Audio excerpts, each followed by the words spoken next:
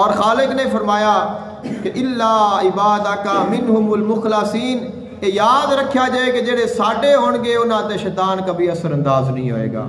تو کوشش کرنی چاہیے اور اس طرح سوچنا چاہیے، فکر کرنی چاہیے کہ اسی اللہ تعالیٰ دے خالص بن جائیے، اسی اللہ تعالیٰ دے خاص بن جائیے، اور جدو اساں اللہ دے بن جاواں گے تو اللہ بھی ساڈا بن جائے گا۔ خالق کائنات نے ارشاد فرمایا کہ اللہ ولی الذین آمنوا یخرجہم من الظلمات الی النور۔ اللہ دا ولی ہونا کتنی بڑی سعادت ہے کہ ایک بندہ اللہ دا ولی ہے، اور ایک بندے دا اللہ ولی ہوئے ان دی کنی شان ہے۔ میں نہ بیان کر دینا کہ ایک ہے اللہ دا دوست، تو ایک بندے دا اللہ دوست ہے۔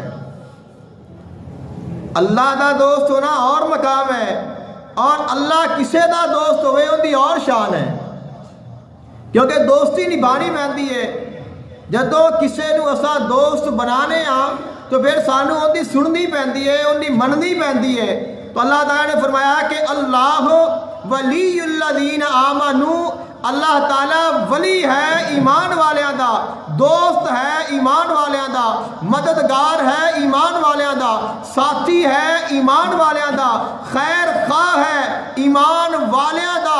انہاں نو انعام کی دیندا ہے؟ فرمایا یخرجہم من الظلمات الی النور، اللہ اپنے دوستاں نو اندھیرے وچوں نکال کے نور وچ لے جاندا ہے۔